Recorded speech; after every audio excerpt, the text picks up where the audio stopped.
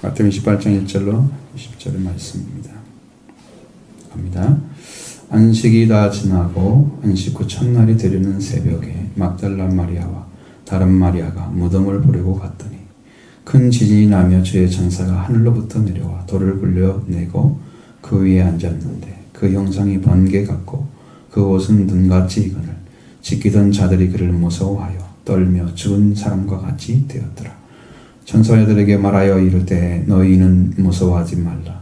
십자가에 못 박힌 예수를 너희가 찾는 줄을 내가 아노라. 그가 여기 계시지 않고 그가 말씀하신 대로 살아나셨느니라. 와서 그가 누우셨던 곳을 보라. 또 빨리 가서 그의 제자들에게 이르되 그가 죽은 자 가운데서 살아나셨고 너희보다 먼저 갈릴리로 가시나니 거기서 너희가 배우리라 하라. 보라 내가 너희에게 일렀느니라 하거늘 제자들이 무서움과 큰 기쁨으로 빨리 무덤을 떠나 제자들에게 알리려고 다름질할세 예수께서 그들을 만나 이르시되 평안하냐 하시거늘 제자들이 나아가 그 발을 붙잡고 경배하니 예수께서 이르시되 무서워하지 말라. 내가 내 형제들에게 갈릴리로 가라 하라. 거기서 나를 보리라 하시니라. 여자들이 갈 때 경비병중 몇이 성에 들어가 모든 된 일을 대제사장에게 알리니 그들이 장로들과 함께 모여 의논하고 군인들에게 돈을 많이 주며 이르되 너희는 말하기를 그의 제자들이 밤에 와서 우리가 잘 때에 그를 도둑질하여 갔다 하라. 만일 이 말이 총독에 들리면 우리가 권하여 너희로 근심하지 않게 하리라 하니 군인들이 돈을 받고 가르친 대로 하였으니 이 말이 오늘날까지 유대인 가운데 두루 퍼지니라. 11 제자가 갈릴리에 가서 예수께서 지시하신 산에 이르러 예수를 배웠고 경배하나 아직도 의심하는 사람들이 있더라. 예수께서 나와 말씀하여 이르시되 하늘과 땅의 모든 권세를 내게 주셨으니 그러므로 너희는 모든 민족을 제자로 삼아 아버지와 아들과 성령의 이름으로 세례를 베풀고 내가 너에게 분부한 모든 것을 가르쳐 지키게 하라. 볼지어다 내가 세상 끝날까지 너희와 항상 함께 있으리라 하시니라. 아멘.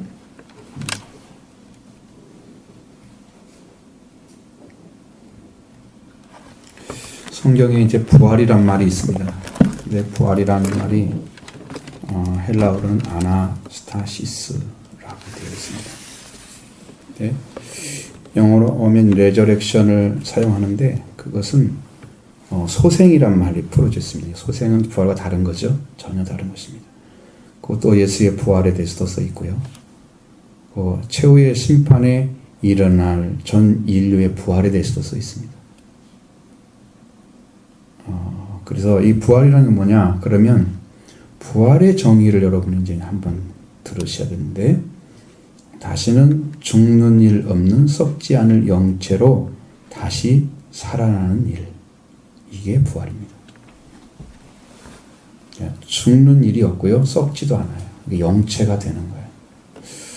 자, 죽은 자의 부활이란 이른바 무슨 말이냐? 숨을 다시 들이킨 야이로의 딸이라든가 아니면 베다니의 나사로 또는 나인성 가부의 외아들 그런 사람들이 살아나는 것과 구별된다는 거죠. 야이로의 딸 나사로 그리고 나인성 가부의 외아들의 경우는 다시 죽어서 썩어질 몸으로 정과 같은 육체로 살아난 것이기 때문에 이건 소생이라고 얘기합니다. 구분하시고 그러나 죽은 자의 부활은 이미 죽는 일이라든가 아니면 썩는 일이 없는 영의 몸의 부활을 말합니다. 그렇다고 이것은 다만 영적인 부활이냐? 아닙니다. 그것은 몸의 부활을 의미하고 있습니다. 이 부활체를 가진 부활인 것이죠. 그래서 현재 우리가 가지고 있는 인체는 혈기를 가지고 있는 몸입니다. 혈기. 그래서 푸시케라고 합니다. 근데 인간의 생명을 머물게 하는 적당한 몸인데 하나님의 성령, 하나님의 영을 모시기에는 부족한 몸이에요. 완전한 몸이 아니에요. 그러니까 여기서 죽더라도 완전히 영원히 살 수 있는 몸이 되어져야 그분의 영이 영원히 거기에 대해서 우리가 죽지 않는 자가 되는 거예요. 그래서 이 부활체는 이런 몸과 다른 것인데 썩지 않을 것으로 영영이 사멸하는 일이 없는 그런 조직으로 형성되어 있는 부활체입니다. 하나님은 이 모든 것에 대해서 생명의 장단을 정해 주셨어요. 말하자면 몸을 가진 그냥 이제 혈기를 가진 그런 인간의 몸은 120년. 그리고 부활체의 몸은 영원한 것으로 이렇게 정해 놨습니다. 그래서 한 가지 영원한 생명을 주시는 일이나 부활체를 주시는 일 모두가 하나님의 전능하신 능력의 권능에 의해서 주어지는 것입니다. 그러니까 우리 스스로 뭘 찾아가려고 하는 것은 다 부단한 일입니다. 힘든 일이죠. 구하기는 해야 되겠죠.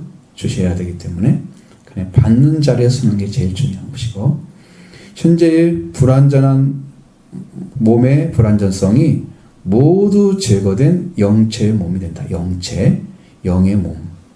부활체지만 영의 몸이에요. 그러면 현재 육체와 부활체는 전혀 다른 것입니다. 어떻게 되냐? 그건 예수 그리스도의 부활을 통해서 우리한테 불멸의 완전한 영광의 몸을 주게 된다는 거예요. 그것이 로마서 6장 9절이나 고린도서 15장 42절로 54절의 말씀 안에 거기에 썰걸 썩지 않고 계속 나오죠? 반복되죠? 그 몸이 우리 것이 된다는 거예요. 그 몸을 주시겠다는 거죠. 이제 부활에 대한 얘기를 합니다. 그 다음에 여기서 말씀하시는 선교에 대한 말씀이 프리칭이라고 말씀하고 있죠. 여기는 캐리오그마라고 합니다. 캐리오그마. 복음의 선교 혹은 깊은 소식을 전하는 일. 이게 얼마나 중요하냐. 그렇죠? 예수 그리스도를 통해서 이미 성취된 구원의 역사를 말로 죄인들에게, 죄인인 인류에게 이걸 전해야 될 것. 이게 복음입니다. 이 복음을 전하는 거죠. 이 구원의 역사가 바로 십자가의 죽으심으로 인해서 속죄와 부활, 예수님의 몸에부터 살아나셔서 부활하신 새 생명으로 거듭나게 하심으로 이루어진 구원의 역사를 전해주는 일, 이것이 선교입니다.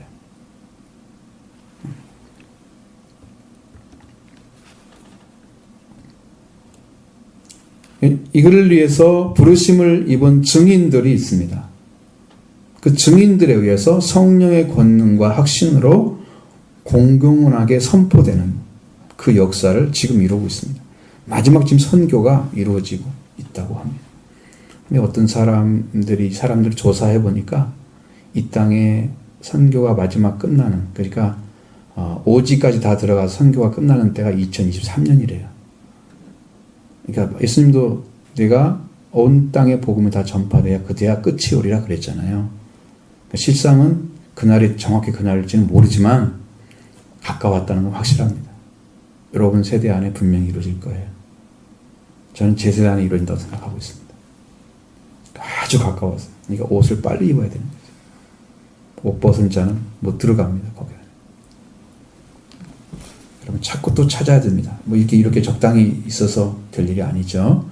이 선교는 누가 줬느냐? 그럼 예수 그리스도께서 위탁해 주는 거예요. 어떤 사람에게? 부활을 입은 증인들에게. 속죄만이 아니고 부활까지 입은 증인들에게 주는 거예요. 완전한 것이죠. 그래서 교회에게 맡긴 사업이 바로 이거예요. 이 선교가 교회에서 해야 할 사업이에요. 예수님 전하는 일 자체가 선교의 주제이기 때문에 우리가 그 선교를 해야 되는 거죠. 이것은 하나님께서 부름받았던 모든 사람들에게 주어진 책무입니다. 너는 하고 나는 안 하고 그것이 아니고, 여러분이 부름받았죠? 하나님께 은혜를 입고 하죠? 그러면 여러분들은 삶에서 그냥 자연스럽게 나와야 되는 거예요. 예수님을 소개하는 거.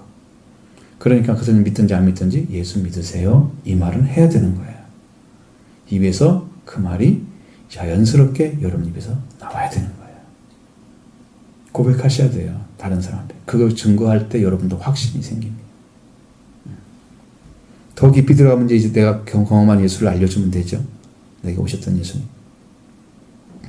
그래서 교회는 이 복음을 전 세계 사람들에게 전해야 한다는 거예요. 이 케르구마, 그 어원이 뭐냐면 케르세인이라고 합니다. 이건 전달자라는 데서 나오는 것이 선교라는 말로 케르구마로 바뀌어졌는데, 이 굿뉴스를 공공하게 선언한다는 뜻입니다. 그냥 감춰진 게 아니에요. 이것은요, 이제 드러난 거예요. 드러난 것을 공경하게 사람들에게 다 전, 이게 선교하는 것입니다.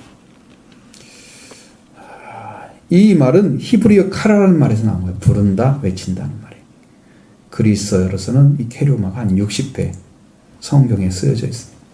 자, 오늘 본문은 이 부활과 선교에 대해서 정확하게 나타내고 있습니다. 강조하고 있습니다.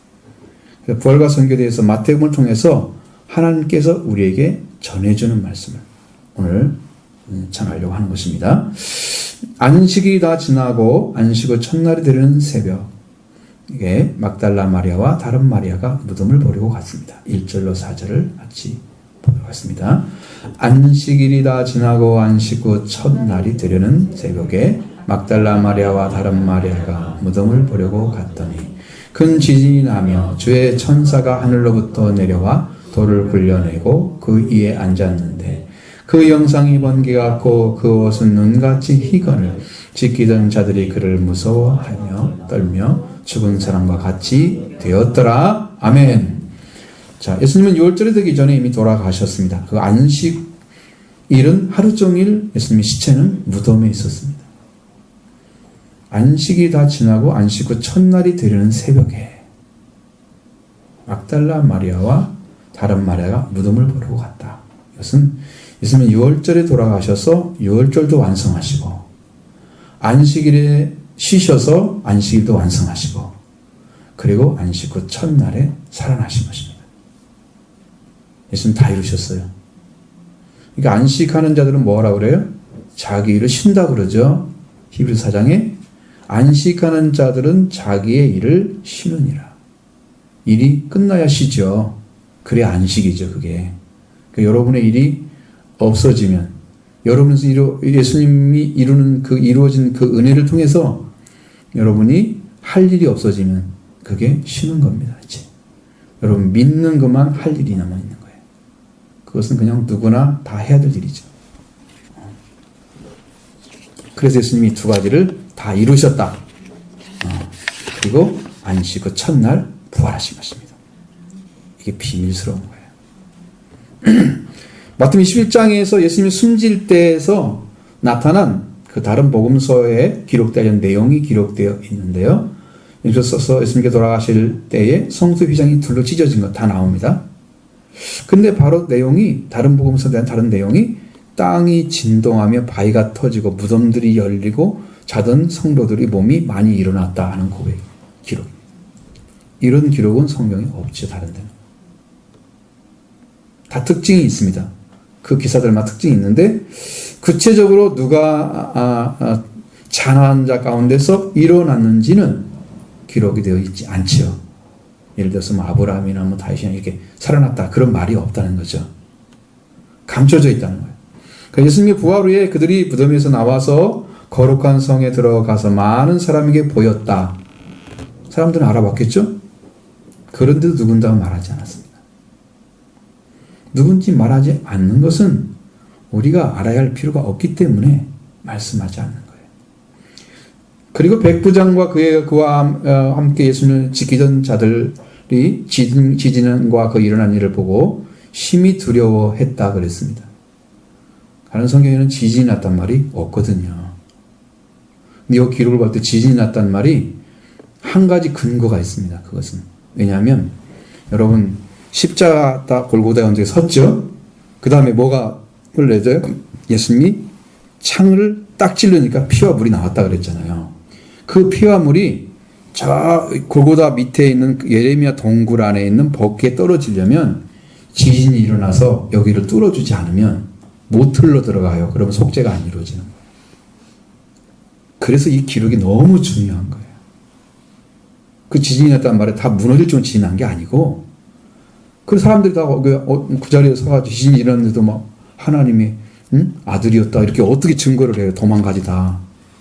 그렇잖아요? 그런 지진이 아닌 거 알겠죠? 그 피를 흘려 들어가게 하기 위해서 하나님이 나게 하신 지진입니다. 그걸 이제 론 와이어트라는 사람이 지금 발견해서 이미 다 증거를 했는데 지금도 안 믿고 있습니다. 그거 없으면 인류가 살 길이 없는 거예요. 여러분은 이미 속죄가 믿음으로 이루어진 거예요. 확신하시 바랍니다.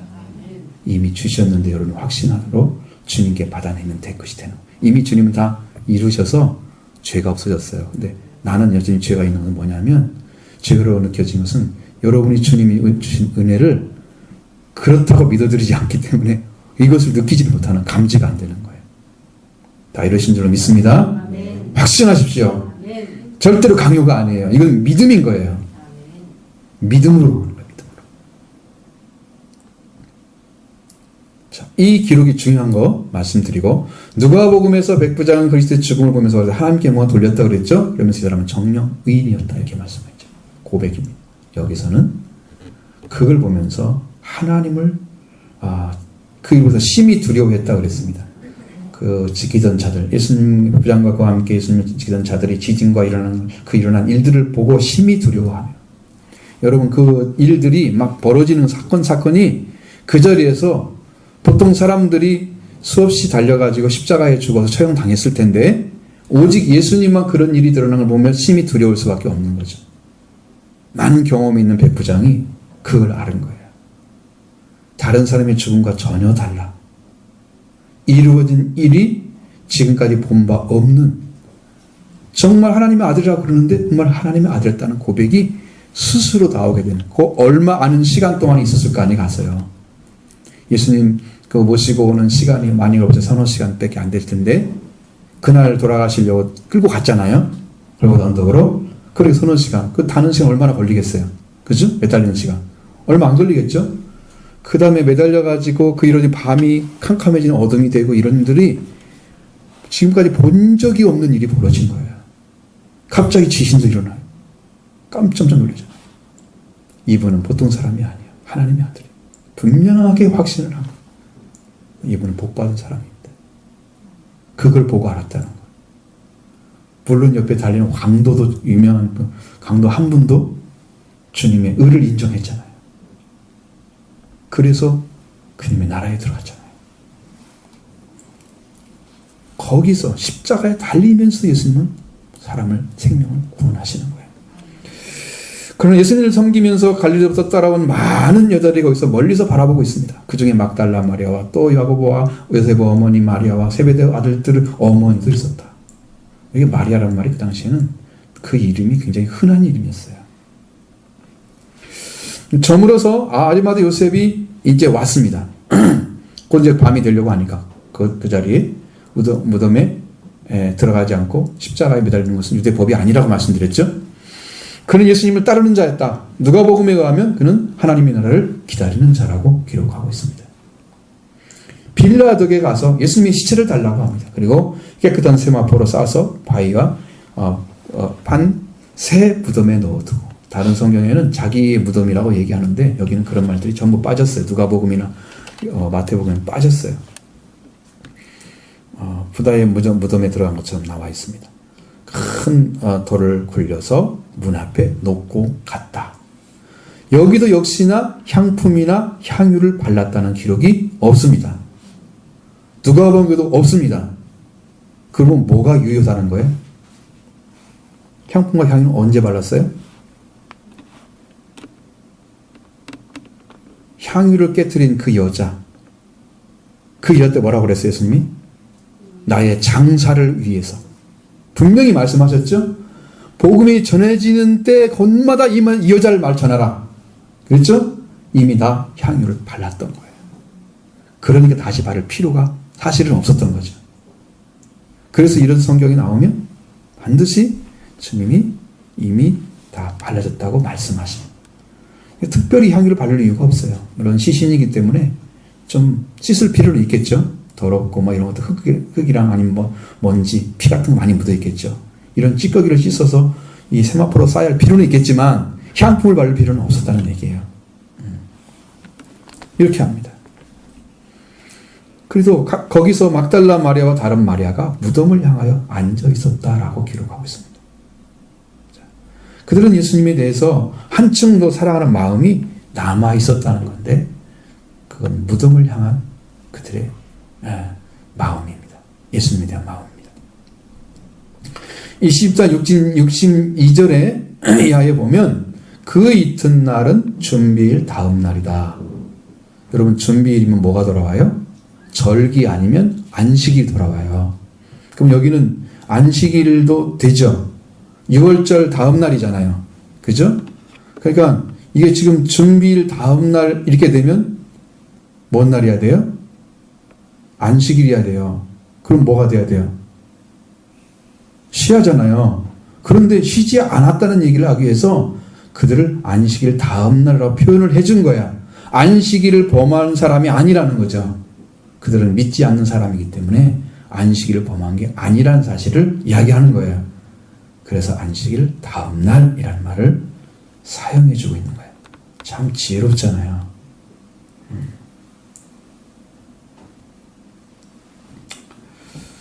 자, 그때 6월절, 예수님은 6월절에 돌아가시고 안식일에 그 시체는 무덤에 계셨는데 대제사장들과 바리새인들이 함께 빌라도에게 모여서 말하기를, 주여, 저 속이던 자가 살아있을 때에 내가 사울에 다시 살아나리라 한 것을 우리가 기억합니다. 그러니까 명령을 해서 그 무덤을 사흘까지 굳게 지키게 하십시오.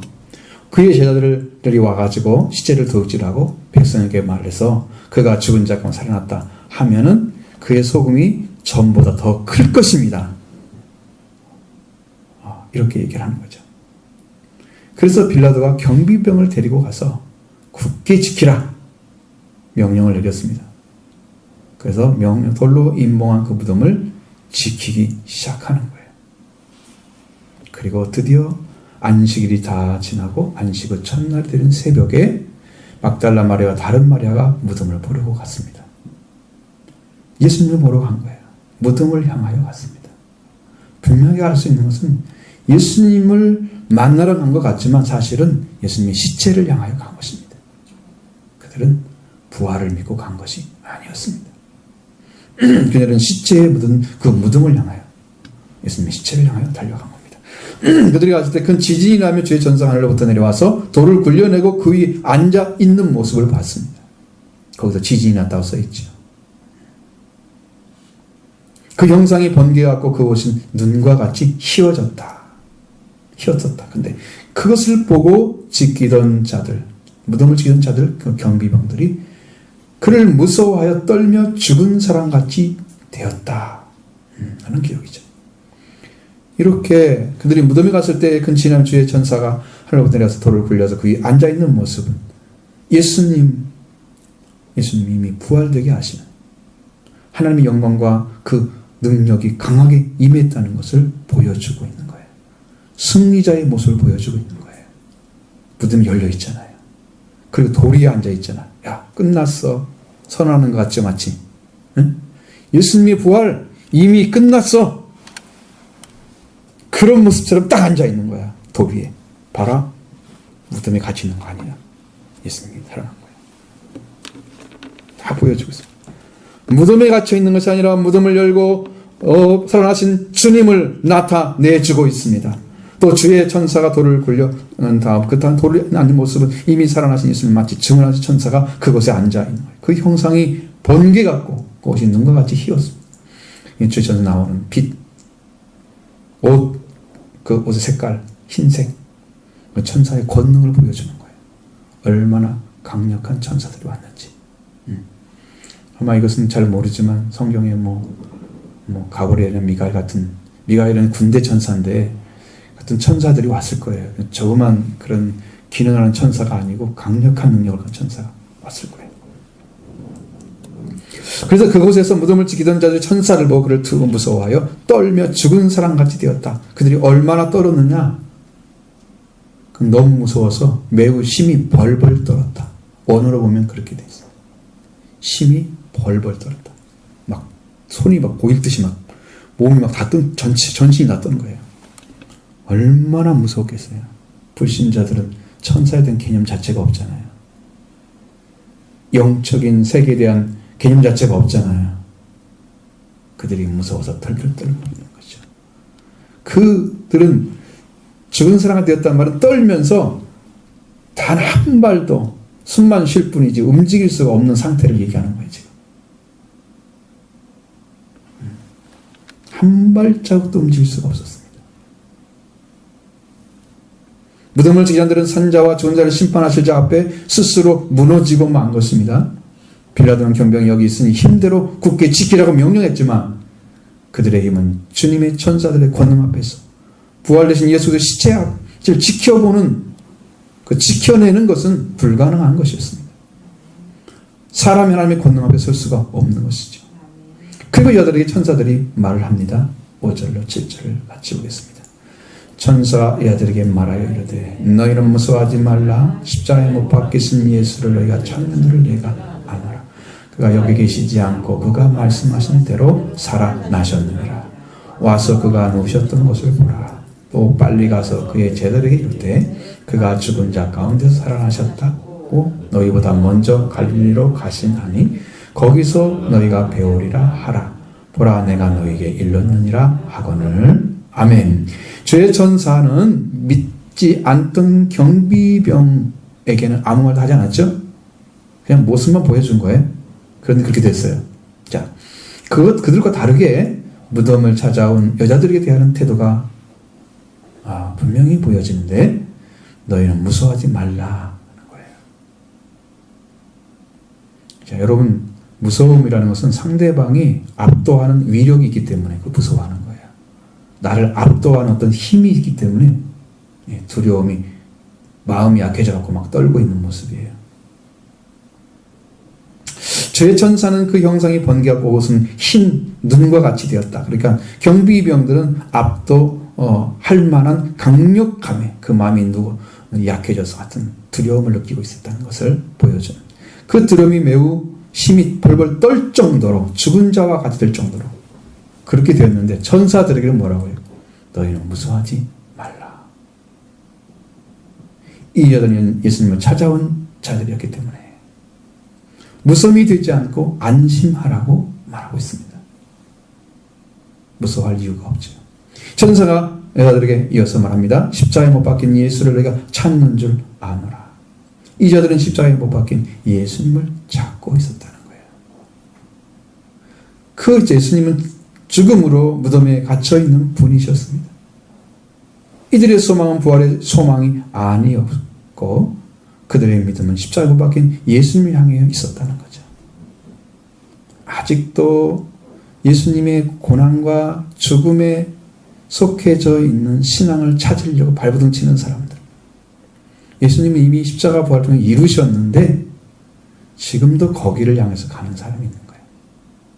무덤을 향해서 가는 사람. 왜? 우리도 처음부터 못 박힌 예수를 찾아보자 이렇게 가면 그렇게 가는 거예요. 많은 분들이 지금 이 땅에 오신 예수를 찾고 있어요. 부활하시고 이루셔서 구원을 가져다주는 그 예수님을 찾는 게 아니고 이 땅에 오셔서 살았던 예수를 재현해보자. 제자가 되어보자. 예수님 말씀하신 대로 살아보자. 그러니까 이게 말씀이니까 신앙이니까 그렇게 가능하다.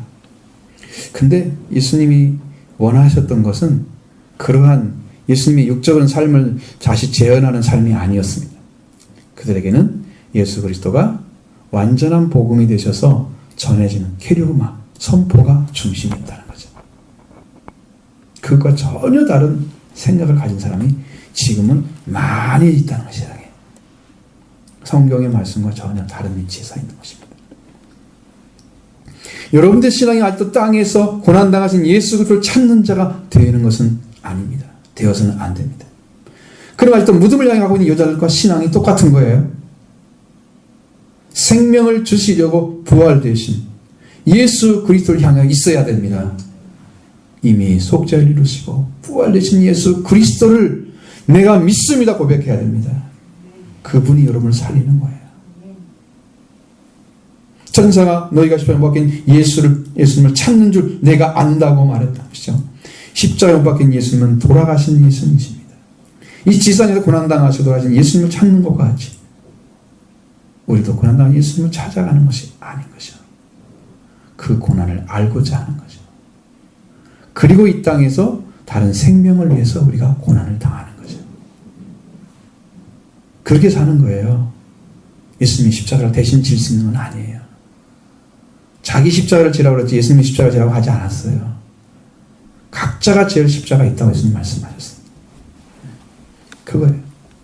고난당한 예수가 이미 구원의 창시자로 성경에 나와 있고 그 고난으로 완성된 구원을 가지신 분으로 성경에 기록하고 있습니다.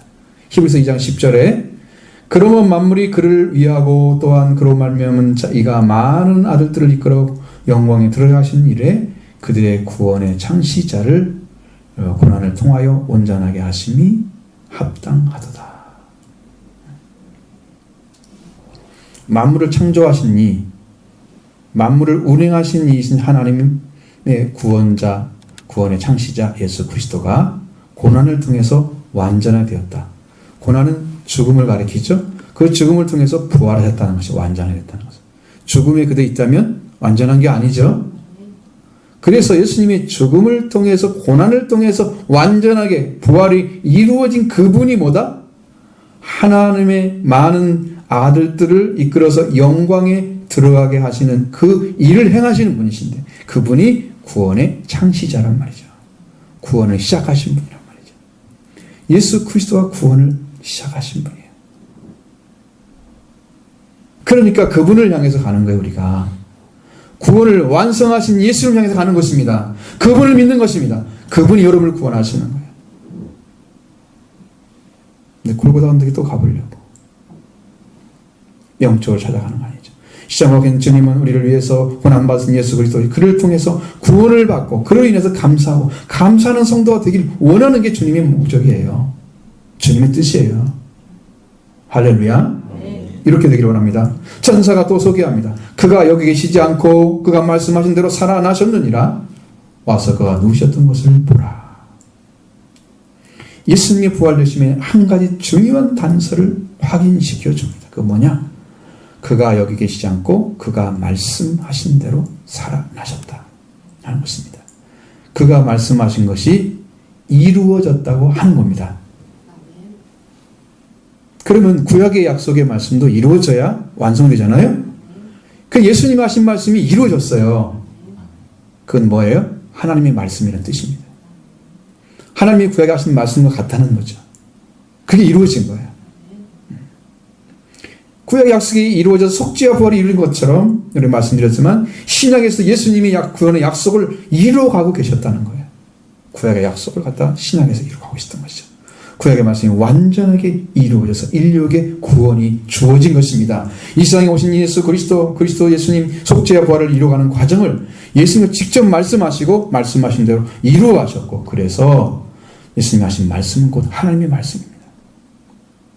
자신이 한 말씀이 이루어진 거예요. 그 말씀대로 이루어가셨기 때문에 예수님 하나님의 말씀을 이루어가신 거예요. 그래서 구원자가 되시는 것입니다. 자기가 한 말이 안 이루어지면 가짜죠. 성경에 말은 하는데 거기에 힘이 없으면 안 된다고 그랬죠. 증거이 안 나타나면 그건 선지자는 거짓이다. 그랬죠.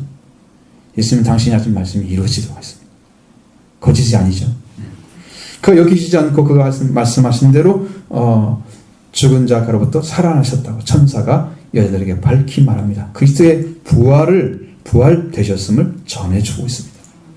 이 부활되신 예수 그리스도를 전해준 천사는 또 빨리 가서 그의 제자들에게 이르되 그가 죽은 자 가운데서 살아나셨고 너희가 먼저 갈리로 가시나니 거기서 너희를 배우리라 하라. 보라 내가 너희에게 일렀느니라.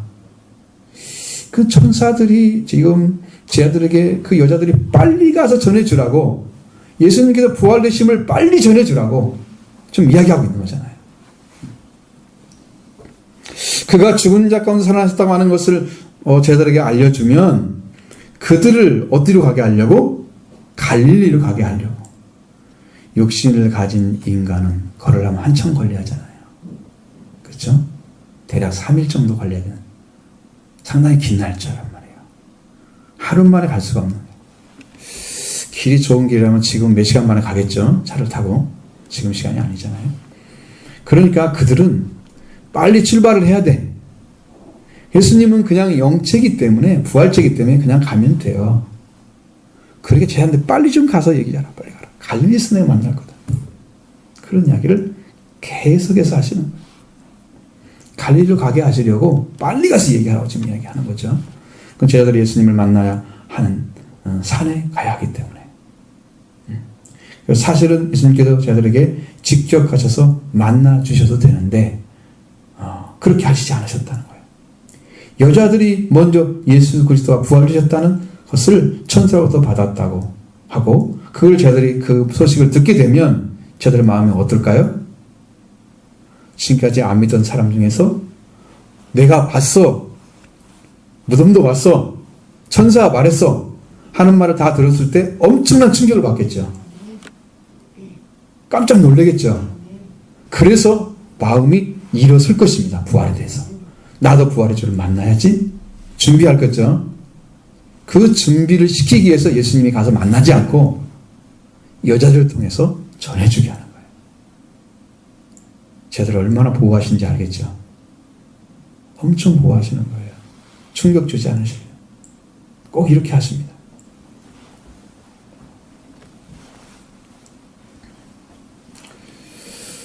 그러면 그들의 마음이 깨워질 것입니다. 마음이 지금 잠들어 있거나 절망 가운데 그 부활의 주님께서 기대하지도 않는 그런 마음이 있을 텐데 이제 부활의 주님에서 기대하는 마음이 그 안에 태어나게 될 것입니다. 절망 가운데 잠자고 있던 그 영혼도 하나님을 바라보게 될 것입니다. 그래서 여들에게 빨리 가서 예수님의 부활되심을 전하고 저들에게 빨리 갈릴리로 가라고 거기서 너 예수님 볼 거다 이야기를 해주는 거예요. 소망을 주는 거예요. 부활의 주를 만나면 끝이잖아요. 그렇죠? 거기서부터 진짜 복음의 역사가 시작되는 거예요. 그리고 천사는 여들에게 그가 놓였던 곳을 보라고 말합니다. 그가 누우셨던 곳이라고 이렇게 써있지만 이게 원어로 보면 놓였던 곳을 보라. 놓였던 곳이 맞습니다. 예수 그리스도는 분명하게 십자가에 죽으시고 그 시체는 무덤에 장사돼서 그 가운데 놓여 있었다는 거예요. 그러나 예수님은 그 무덤에 놓여 있어야 할 자리에서 보이지 않았습니다. 자, 보이지 않을 가능성은 뭐였습니까? 첫 번째는 누가 훔쳐갔든지, 두 번째 가능성은 그가 부활되셨든지. 그렇죠? 두 개밖에 없죠? 그가 살아나신 것입니다. 천사가 그가 죽은 자 가운데 살아나셨느니라고 말했던 것처럼 그는 살아나신 것입니다. 그가 살아나셨다는 것은 죽음을 이기고 살아나셨다는 거죠. 사탄이 사용하는 죽음의 권세를 깨뜨리고 죽은 자와 산 자를 심판하시는 권세를 가지고 살아나셨다는 거죠. 심판자 되신 생명을 다시 회복하셔서 살아나셨습니다. 새 생명 가운데 살아가게 하시는 권세를 가지고 살아나신 거예요. 그는 생명의 왕이시고 만왕의 왕이시고 만주의 주가 되셨습니다. 죽음을 일으켰기 때문에 이렇게 살아나신 것입니다. 할렐루야. 물류가 이 복음, 이 말씀 때문에 산 거예요. 천사의 말을 들은 자들은 무서움과 큰 기쁨으로 빨리 무덤을 향해 떠나서 자들에게 달려가고 있었을 때 예수님을 거기서 만납니다. 8절로 10절의 말씀입니다. 그 여자들이 무서움과 큰 기쁨으로 빨리 무덤을 떠나 제자들에게 알리려고 다름질할세. 예수께서 그들을 만나 이르시되 평안하냐 하시거늘 여자들이 나아가 그를 발을 붙잡고 경배하여 예수께서 이르시되 무서워 말라 가서 내 형제들에게 알리러 가라 하라. 거기서 나를 보리라 하시니라. 아멘. 그 자들이 무서움과 큰 기쁨으로 빨리 무덤을 떠나 제자들에게 알리러 달려가고 있었다. 이렇게 말합니다. 그녀들은 제자들에게 빨리 알리라는 천사의 명령을 받았기 때문에 제자들을 향해서 달려가고 있었습니다. 그러나 그것으로 부족합니다. 무엇 때문이요? 예수 그리스도와 제자들의 관계가 아직은 제자와 선생님의 관계예요. 완전하게 설정되지 않았습니다. 예수 그리스도의 부활되심이 제자들에게 무엇을 주기 위함이었는가에 대해서 전혀 주어지지 않았기 때문입니다. 그 예수님 제자들을 향해서 알려가는 그 여자를 만나서 평안하냐 하고 물으십니다. 여자는 나가서 그 발을 붙잡고 경배했다. 그때 예수님은 무서워하지 말라. 가서 내 형제들에게 갈릴리로 가라 하라. 천들이 했던 말이죠. 똑같은 말이죠. 거기서 나를 보리라. 그랬습니다.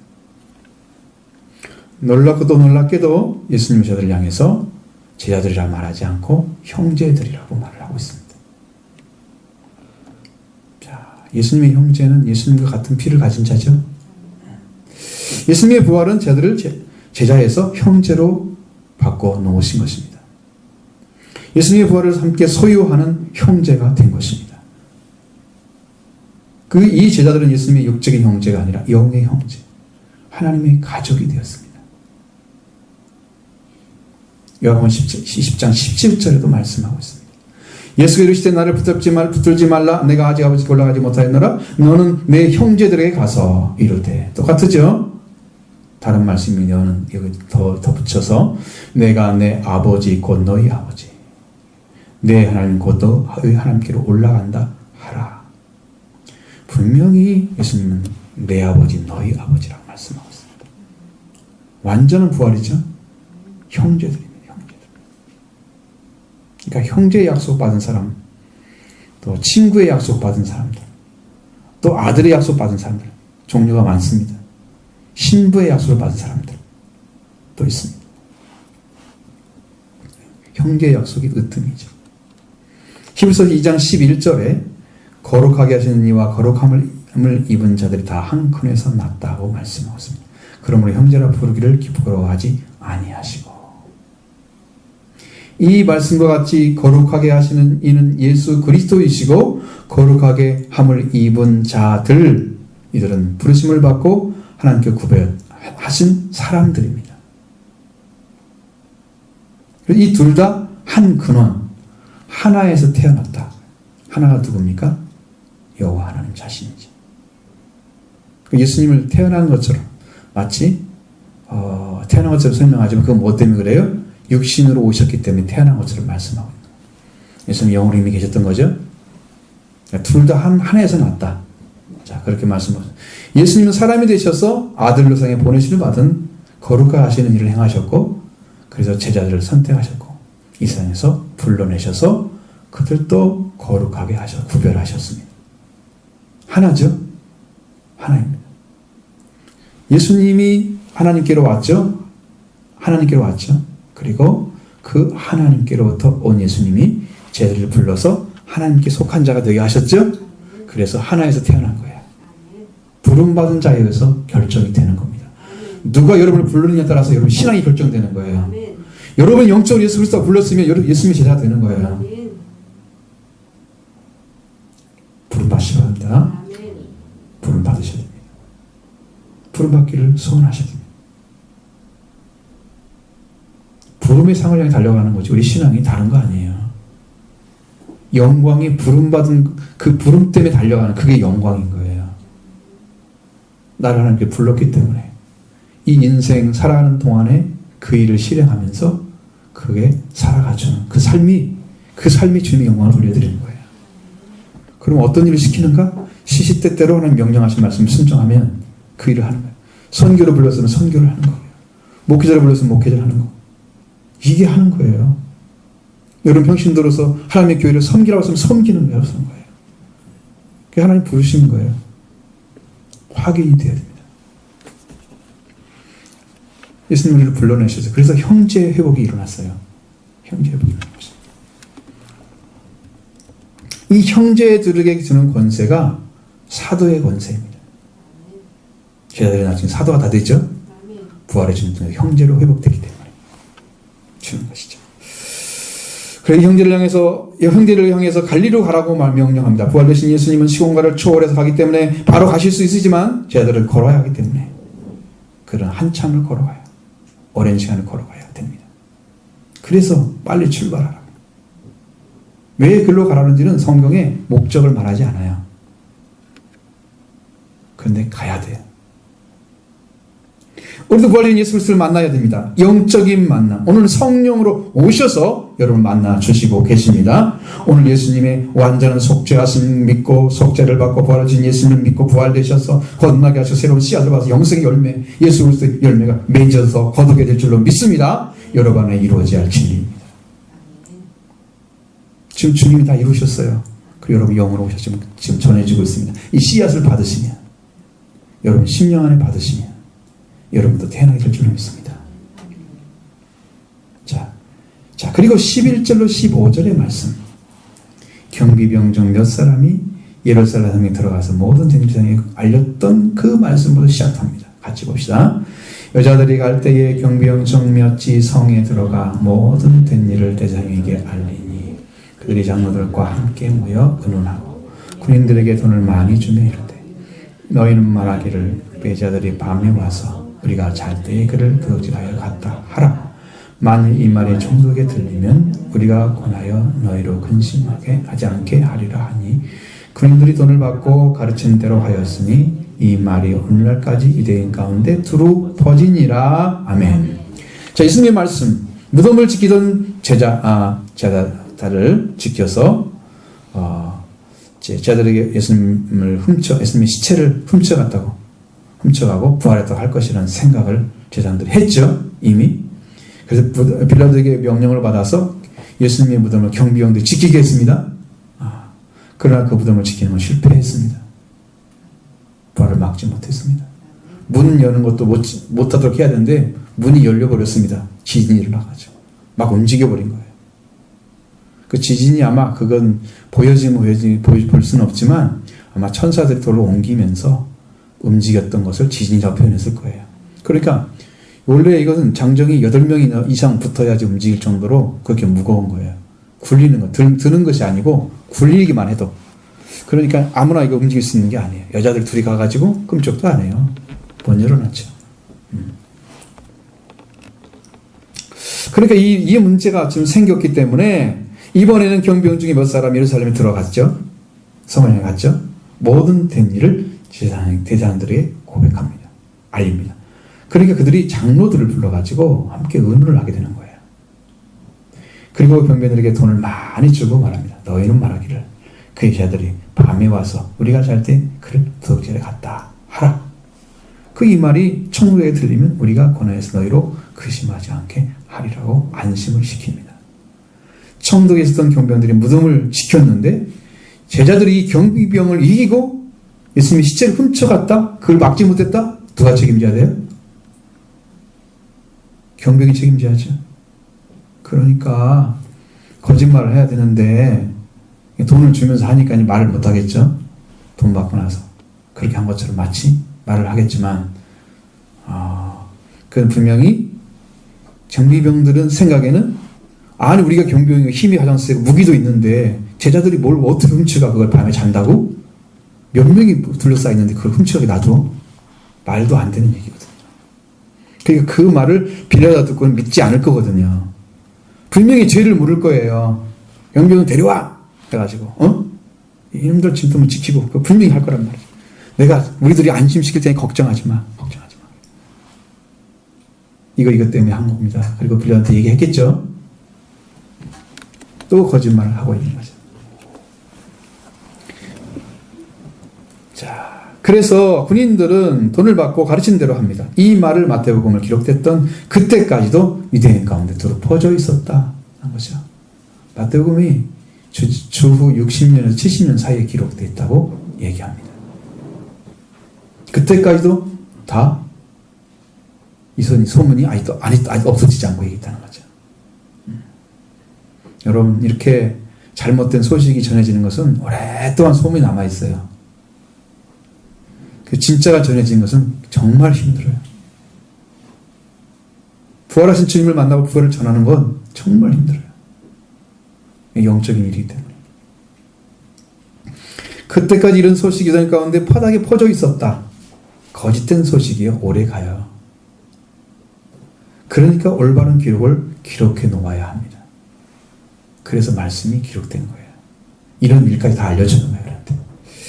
대제사장과 장로들이 예수님의 부활되심을 막지 못하자 이번에는 이 부활되신 예수님이 시체를 훔쳐갔다고 하면 소문을 퍼뜨려서 부활되신 예수님을 다른 사람들이 믿고 따를까봐 두려워했던 거예요. 막지 못하죠. 그러면 다음부터. 그러나 무덤을 지킴으로 부활되신 예수님을 막을 수가 없었던 경비원들. 예수님의 부활되심을 거짓으로 제자들이 시체를 훔쳐갔다고 하면서 부활되신 소식을 전하지 못하게 할지라도 그들은 예수님의 부활을 막지 못했다고 하는 것입니다. 예수님은 부활하셨습니다. 우리는 예수님의 부활되심으로 산자가 된 것입니다. 아멘. 할렐루야. 아멘. 그래서 우리가 부활의 은혜를 반드시 봐야 됩니다. 11 제자가 갈릴리에 가서 예수님께서 지시하신 산에 도착을 했습니다. 그리고 그곳에서 예수님을 만났죠. 자, 16절, 17절을 같이 보겠습니다. 11 제자가 갈릴리에 가서 예수께서 지시하신 산에 이르러 예수를 배웠고 경배하나 아직도 의심한 사람들이 있더라. 아멘.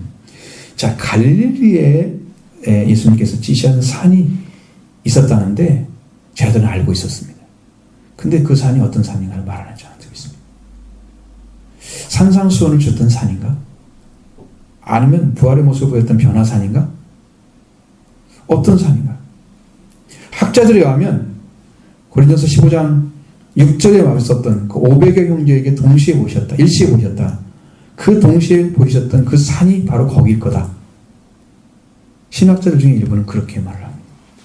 아무도 밝혀진 게 없어요. 근데 그렇게 얘기합니다. 왜 그러냐면 유대 종교 지도자들의 간섭을 피할 수 있는 곳이 갈릴리 지방이에요. 그래서 거기에 모이기가 쉬운 거죠. 그 동시에 많은 사람이 모일 수 있어요. 이게 가능했다는 거예요. 그래서 그 말씀하시는. 자, 예수님 지시하신 산에 예수님을 배웠고 경배하였지만 아직도 의심하는 사람이 있었다. 여러분, 의심이라고 하는 것은 믿음으로 받아들이기가 어려운 상태에 있기 때문에 그렇죠. 그가 무슨 생각을 하냐면 이게 될 수 없는 일이 되어지면 그걸 안 믿고 의심을 하게 되는 거예요.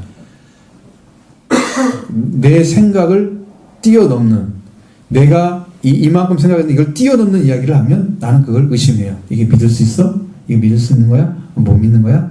이렇게 두 가지로 왔다 갔다 한단 말이죠. 제자들은 지금 예수님의 부활을 그렇게 보고 있는 거예요. 다는 아니고 의심하는 자들도 있더라. 그죠? 성경에 보면 제일 의심한 사람은 도마였는데 그 사람을 말하지 않죠. 자, 예수님의 부활된 걸 받아들이지 못하고 있는 자들이었습니다.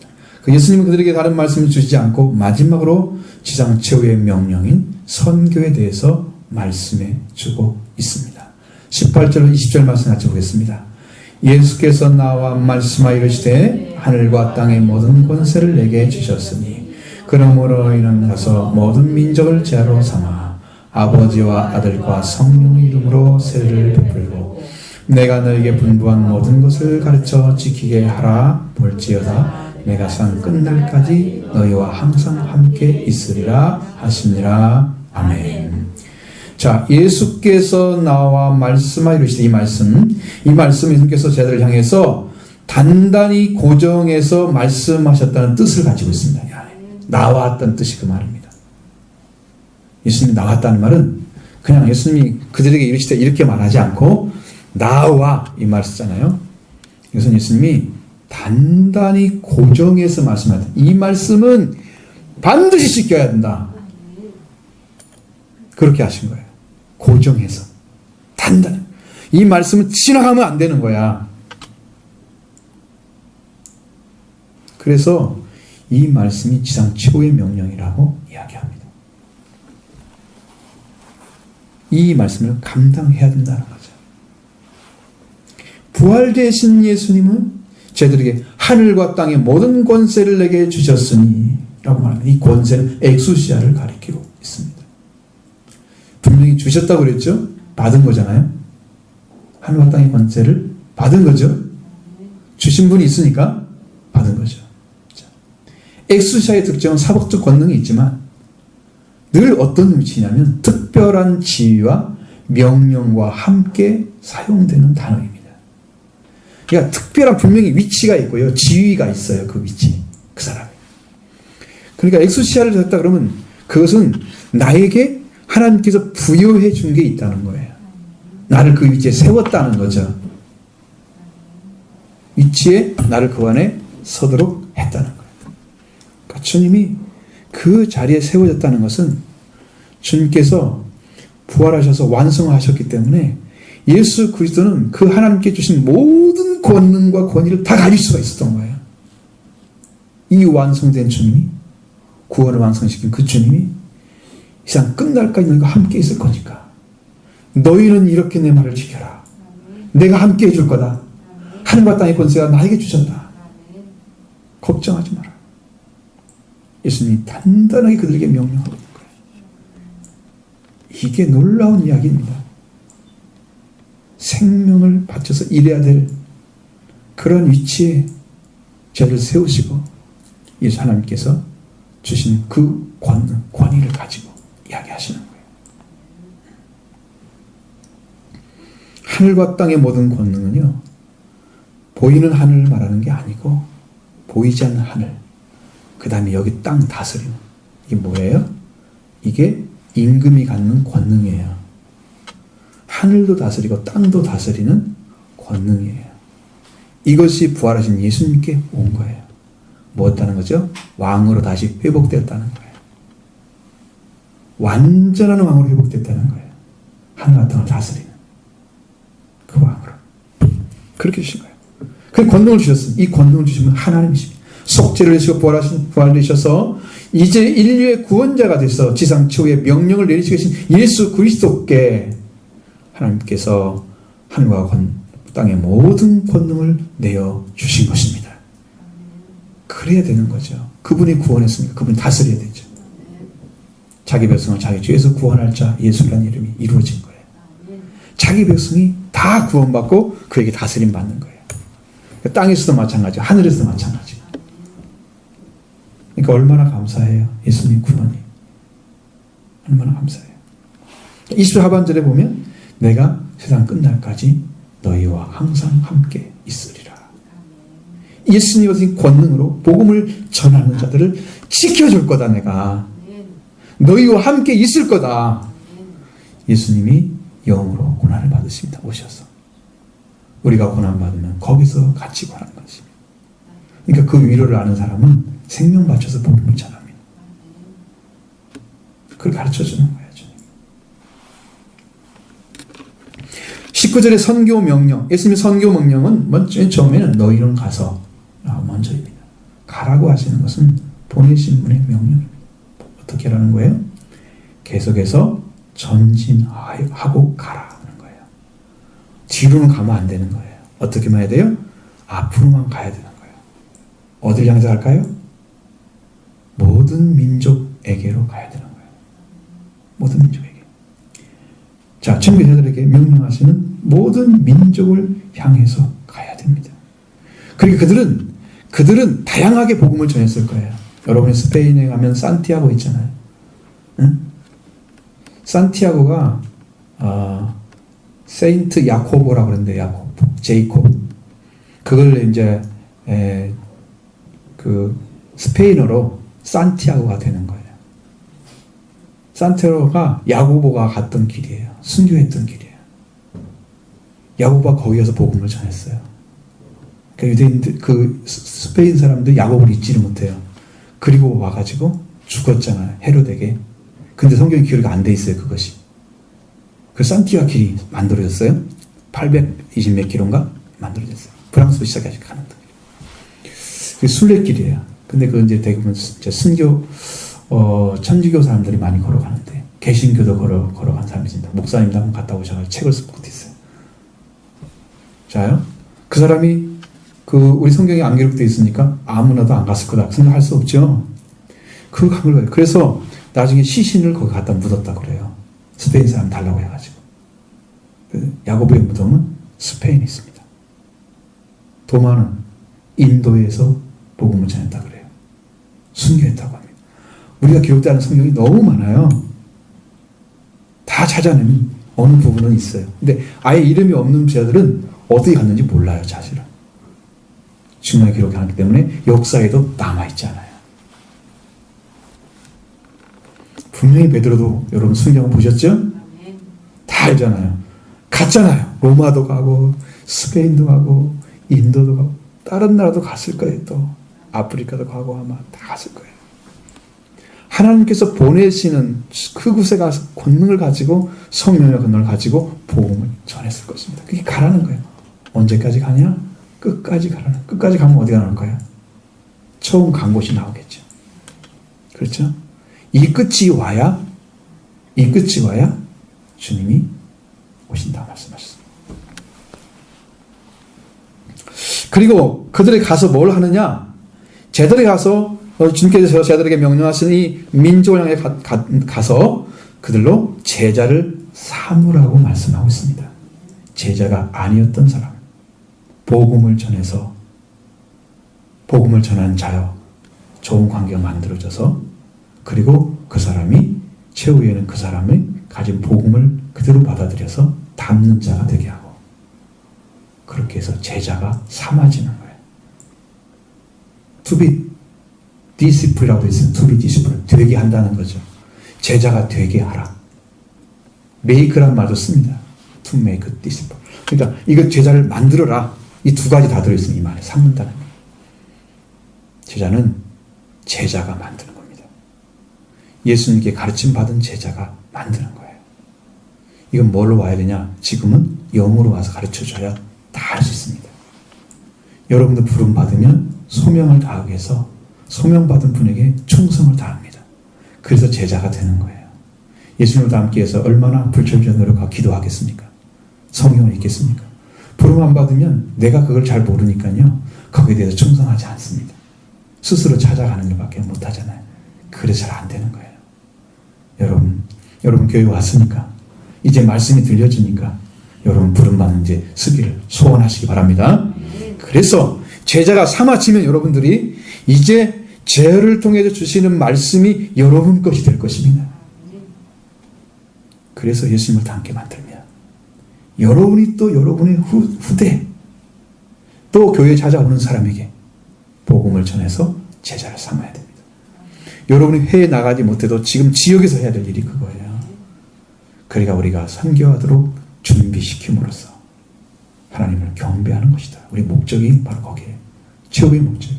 선교사가 되게 하는 거예요. 해외 선교사, 국내 선교사 중에 있는 거예요. 해외만 간 게 선교사가 아니고요. 국내 선교사예요, 여러분들. 제자로 삼아야 되죠? 우리 교회에서도 제자가 되는 것이에요. 그래서 그리로 가면 말씀을 잘 배워져서 제자로 삼아줘야 합니다. 우리의 신앙의 목표가 제자가 되는 거예요. 예수님의 부르심을 받고 제자로 말씀을 배우는 자가 되는 거예요. 말씀을 가르침 받고 담는 자가 되는 거예요. 담고 그와 같이 또 그 삶을 재현시키는 자가 되는 거예요. 이것이 마세테트라는 단어입니다.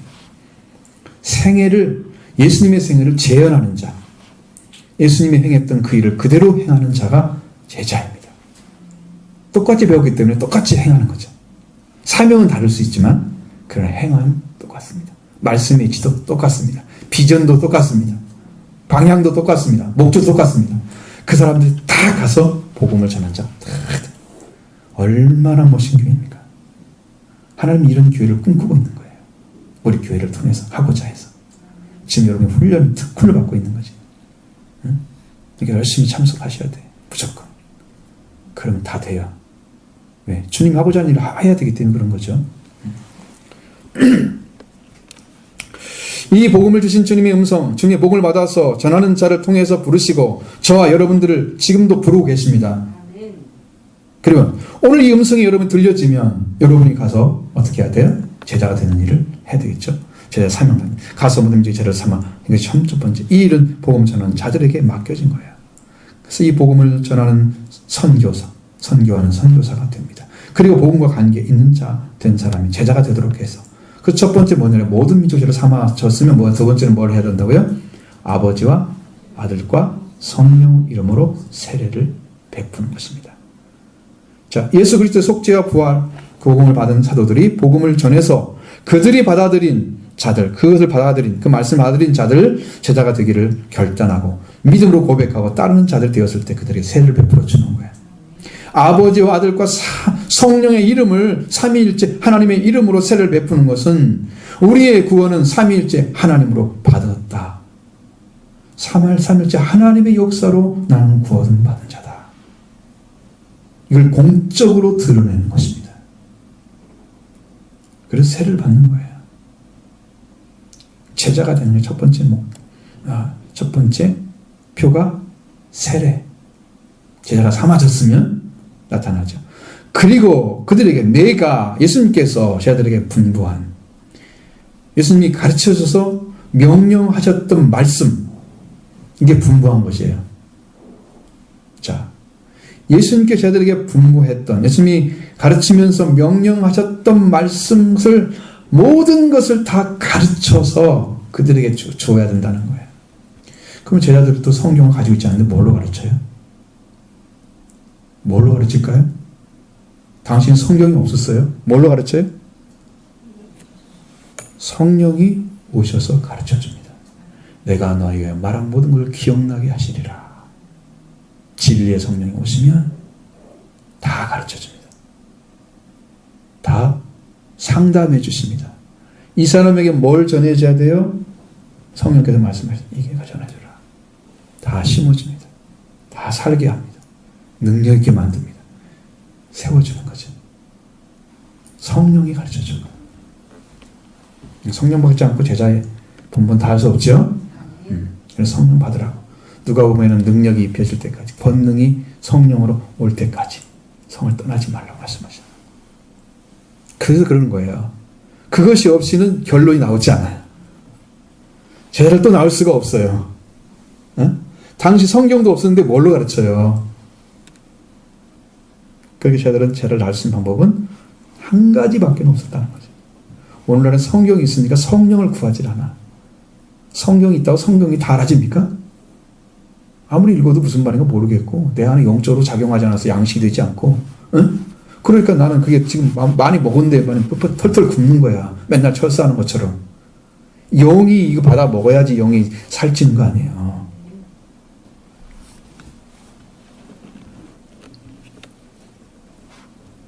예수님께서 제자들에게 가르치실 때에 명령했던 말씀들 하나하나를 가르쳐서 지키게 하는 것. 가르침과 지키는 것. 이건 분명히 말씀은 믿음으로 받고 그리고 삶은 순종으로 행하는 것입니다. 믿음과 순종의 일입니다. 가르치면서 명령하던 말씀이기 때문에 말씀은 믿음으로 받아들이죠. 삶으로 옮기는 순종의 삶입니다. 이게 믿음과 순종이 이루어지도록 내가 준 말씀으로 인해서 그들이 지키는 자리까지 세워지게 되면 그들이 제자의 자리에 선 것입니다. 그러면 또 그 제자가 자기가 성경에 배웠던 그 말씀을 또 전해주는 거예요. 그래서 모든 민족이 제자가 되는 것이 예수님의 꿈이셨던 것이죠. 그 여러분 잘 안 배우면 어디서 제자가 되겠어요? 말씀 잘 안 배우면, 제대로 알지 못하면, 성경이 주님께서 명령하시고 하고자 하는 일을 어떻게 막 이뤄요? 그러니까 얼마나 답답하시겠어요. 배워야 되는데 안 배우고 있고 말씀도 모르면서 찾지도 않고 있고 이거 어떻게 할 방법이 없는. 여러분 말씀 배우기 바랍니다. 자꾸 또 찾으셔야 됩니다. 만나서 성령 받으시기 바랍니다. 이미 속죄와 부활을 여러분이 다 터놨어요. 여러분 다 말씀 다 드렸어요. 그러니까 이건 이미 여러분 안에 들어갔을 거예요. 이것이 딱 믿어지면 여러분 하나하나 순수하게 믿어지면 여러분 이루어질 줄로 믿습니다. 그 향해 다 하는 거죠. 그래서 이렇게 해서 여기 예수 그리스도의 말씀으로 말미암아 믿음에 그들이 심령이 감동돼서 마음이 깊이 받아들여져서 의식과 인격이 변화되는 거. 그러면 삶이 되죠. 그래서 선교는 말씀을 받아들인 자들을 중심으로 해서 하나님 주시는 믿음으로 순종하여 이어가도록 해주는 거예요. 그 사람을. 우리는 선교하는 거예요. 그래서 성장해서 그리스도를 따르면 다시 다른 제자를 낳고 그 나면 또 선교사가 돼서 또 가르쳐주고 이렇게 해서 모든 인류가 제자가 되는 것입니다. 그의 목표가 바로 그거예요. 세상에 선교하도록 준비시킴으로써 우리는 하나님을 경배한다. 할렐루야. 이게 놀라운 마지막 목표입니다. 예수님의 목표가 똑같습니다. 이게 가야 돼요. 주님이 하고자 하는 일이고 성경이 이루고자 하는 일입니다. 주님이 명령하신 그 말씀이 우리한테 지금 이야기하고 있습니다. 증인의 삶도 역시 예수 그리스도의 말씀을 듣고 지키는 자로 인해서 성령을 받아서 그 입으로 예수 그리스도 속죄와 부활을 외치는 거잖아요. 전해주는 거죠. 선교죠. 그게 구원시키는 것입니다. 거듭나게 하는 겁니다. 말씀을 끊임없이 가르쳐서 지키게 하는 겁니다. 믿음으로 받아들이고 순종하게 하는 거예요. 자, 그래서 여러분 말씀 공부하는데 소홀하지 마시고 꼭 말씀을 받으셔야 됩니다. 기도드리는 일에 열정을 다해서 하나님의 명령을 순종하고 이루어가는 복된 역사를 저와 여러분들이 함께 하면 이루어갈 줄로 믿습니다. 그러면 내가 세상 끝날까지 너희와 항상 함께 있을 것이다. 지금 예수 그리스도가 함께 계십니다. 선교하는 그곳에 주님은 말씀을 전한 그곳에 함께 와서 계시는 거예요. 지금 여기에 명령해 주고 있는 거예요. 제 목소리를 통해서 하시지만 사실은 이 안에서 주님이 말씀하시는 거예요. 이걸 주님의 음성으로 들리면 여러분이 지금 제대로 받으신 거예요. 이건 어떤 목사의 설교야?